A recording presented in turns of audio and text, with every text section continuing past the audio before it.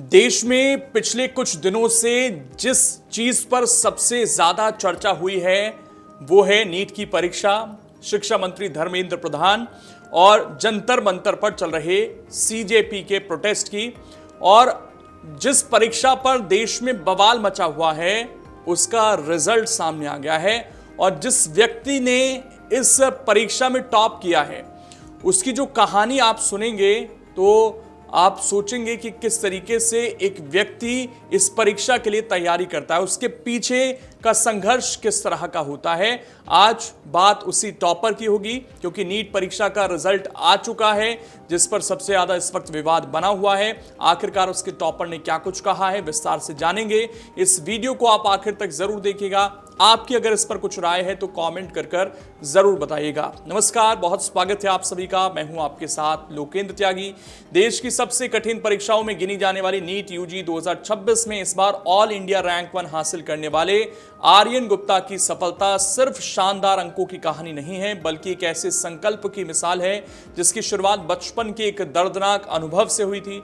लुधियाना के निवासी आर्यन ने री नीट 2026 में 720 में से 715 अंक हासिल कर पूरे देश में पहला स्थान प्राप्त किया है। ये दिल्ली से नहीं है, मुंबई से नहीं है, लुधियाना से लड़का आया है जिसने टॉप किया है।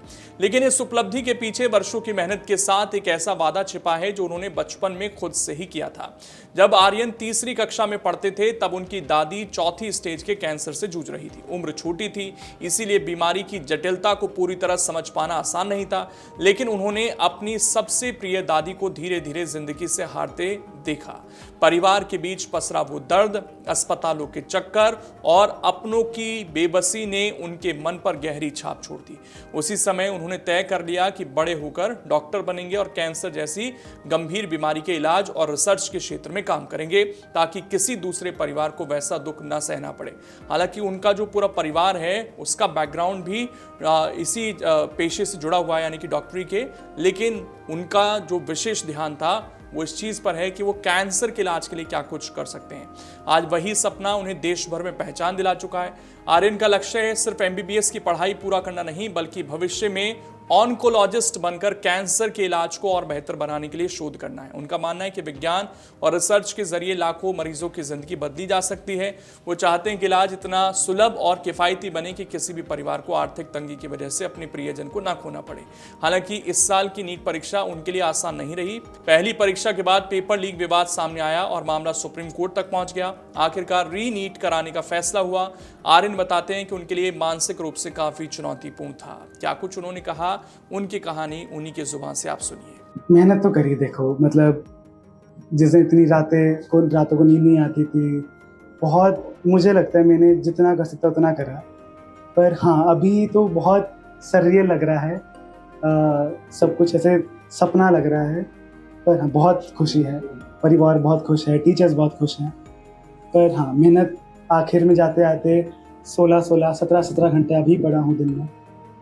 3rd क्लास में my grandmother passed away because of cancer, stage 4 cancer था। जब हमने डायग्नोज करा तो तब था कि यार मतलब ऑल ऑफ आवर फैमिली, जितने फैमिली मेम्बर्स हैं they all are doctors, but we could not have seen it coming. तब मैंने प्लेज लिया था अपने आप से कि I want to cure cancer, और इसलिए तब मैंने सोचा ऑन्कोलॉजिस्ट बनना। अब आपको बता दें कि नीट यूजी 2026 के रीटेस्ट में कुल 11.21 लाख अभ्यर्थी सफल घोषित किए गए हैं। वहीं 138 अभ्यर्थियों ने 720 में से 690 से अधिक अंक हासिल कर शीर्ष प्रदर्शन किया है। सफल उम्मीदवार अब मेडिकल, डेंटल, आयुष और अन्य संबंधित पाठ्यक्रमों में प्रवेश के लिए काउंसलिंग प्रक्रिया में हिस्सा ले सकेंगे। अगर आप ये वीडियो YouTube पर देख रहे हैं तो हमारे चैनल को सब्सक्राइब कर बेल आइकन दबाएं, और Facebook पर देख रहे हैं तो हमारे पेज को लाइक करें।